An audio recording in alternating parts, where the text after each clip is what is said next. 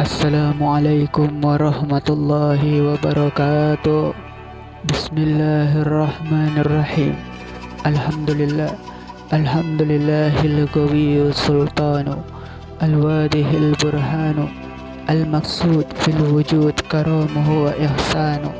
Ashhadu an la ilaha illallah wahdahu la syarika lah wa ashhadu anna sayyidana wa azimana Muhammadan abduhu wa rasuluh la nabiyya ba'da.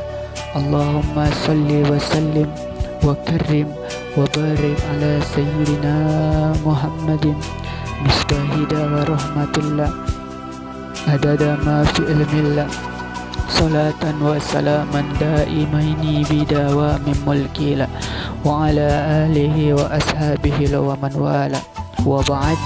Adanya haud adalah pasti. Saudara-saudara, gambaran tentang haud ini bukan sekedar khayalan yang didramatisir atau direka-reka.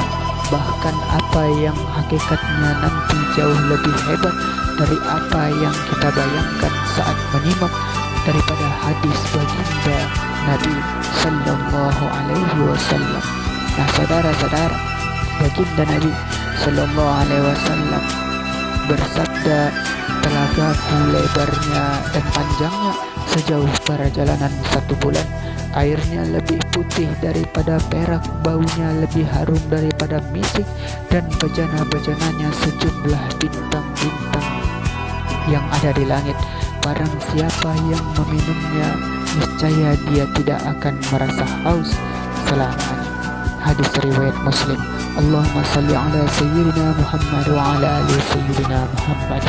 Nah, hadis-hadis sahih dari baginda Nabi Sallallahu Alaihi Wasallam yang menggambarkan, yang mengabarkan ini banyak sekali, bahkan mencapai derajat mutawatir, yakni diriwayatkan dari banyak jalan sehingga tidak mungkin diingkari kebenarannya, sehingga keimanan seseorang dianggap cacat tanpa mengimani adanya haud di akhirat, dan bagaimana mereka akan turut mereguk lezatnya air dari telaga baginda Nabi Sallallahu Alaihi Wasallam jika mereka tidak mengimani adanya.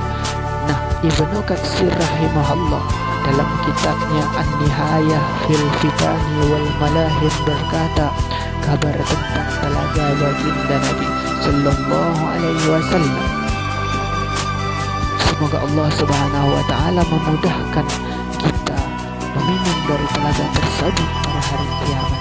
Amin amin Allahumma amin. Disebutkan dalam hadis-hadis yang populer dan diriwayatkan dari banyak jalur yang kuat, meskipun ini tidak disukai oleh orang-orang ahlul bid'ah yang keras kepala menolak dan mengingkari keberadaan telaga ini. Na'udzubillahi min dzalik. Nah, saudara-saudara, hal senada dikatakan oleh Imam Ibnu Abil Izzi Al-Hanafi dalam Syahrul Aqidati Tahawiyah, yakni hadis-hadis sahih yang menyebutkan keberadaan telaga baginda Nabi Sallallahu Alaihi Wasallam mencapai derajat mutawatir, diriwayatkan oleh lebih dari 30 orang sahabat dari baginda Nabi Sallallahu Alaihi Wasallam. Nah, di haud kita bertemu baginda Nabi Sallallahu Alaihi Wasallam. Kita tinggalkan mereka yang masih tidak percaya dengan kabar tentang haud ini. Mari kita lanjutkan penelusuran di telaga baginda Nabi Sallallahu Alaihi Wasallam, bahwa tidak semua orang kelak bisa mampir di haud ini, saudara-saudara. Dan baginda Nabi Sallallahu Alaihi Wasallam telah menunjukkan kita supaya kita bisa berjumpa dengan baginda Nabi Sallallahu Alaihi Wasallam di telaga yang indah itu dan sekaligus mereguk kesegaran airnya. Allahu Akbar. Nah, saudara-saudara, pertama hendaknya kita berpegang teguh kepada Al-Quran dan As-Sunnah, sehingga serta konsisten dengannya, menjauhi semua bid'ah dan dosa-dosa besar. Diriwayatkan oleh Al-Hakim di dalam kitab Al-Mustadrak dari Abi Hurairah radhiyallahu anhu bahwa baginda Nabi Sallallahu Alaihi Wasallam bersabda, Sesungguhnya aku telah meninggalkan bagi kalian dua perkara yang mana kalian tidak akan tersesat, yaitu kitab Allah dan sunnahku, dan dia tidak akan berpisah sehingga dia datang menuju haud. Hadis riwayat Hakim. Nah saudara-saudara, kedua, hendaknya kita bersabar terhadap cobaan dan godaan duniawi. Jangan sampai godaan duniawi menyebabkan kita menghalalkan segala cara untuk mendapatkannya. Ingatlah akan hari perjumpaan dengan baginda Nabi Sallallahu Alaihi Wasallam di haud bersama orang-orang yang bersabar, sebagaimana diriwayatkan dari Anas ibn Malik bahwa baginda Nabi Sallallahu Alaihi Wasallam berkata kepada para sahabatnya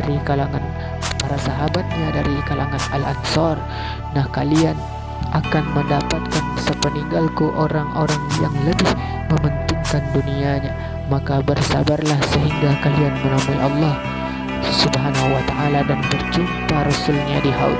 Hadis riwayat Bukhari dan Muslim. Allahumma salli ala sayyidina Muhammad wa ala ali sayyidina Muhammad. Yang ketiga adalah dengan menjaga wudhu, karena baginda Nabi Sallallahu Alaihi Wasallam akan mengenali umatnya dari bekas wudhunya untuk memanggil dan mempersilahkan mereka untuk mengunjungi haudnya.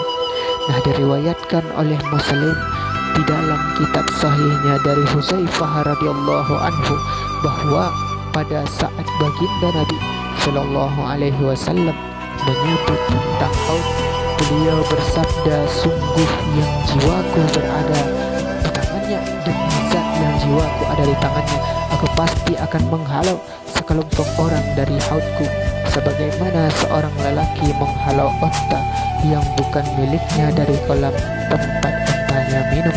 Na'udzubillahi min dzalik. Nah para sahabat bertanya, apakah engkau mengenali kami pada saat itu? Maka beliau menjawab, ya, kalian akan mendatangi aku dengan penuh cahaya di kening kalian, karena bekas air wudhu dan cahaya itu tidak terdapat pada orang selain dari kalian. Hadis riwayat Muslim. Allahumma salli ala sayyidina Muhammad wa ala ali sayyidina Muhammad. Nah saudara-saudara, semoga Allah mempertemukan kita dengan baginda Nabi Sallallahu Alaihi Wasallam di haudnya. Amin amin Allahumma amin. Saudara-saudara yang dimuliakan oleh Allah Subhanahu wa ta'ala, mungkin hanya itulah yang bisa kita bicarakan pada pertemuan kali ini. Mudah-mudahan ada manfaatnya. Kita akhiri dengan subhanallah wa bihamdihi, subhanakallahumma wa bihamdika, asyhadu an la ilaha illa anta wa astaghfiruka wa atubu ilaih. Wassalamualaikum warahmatullahi wabarakatuh.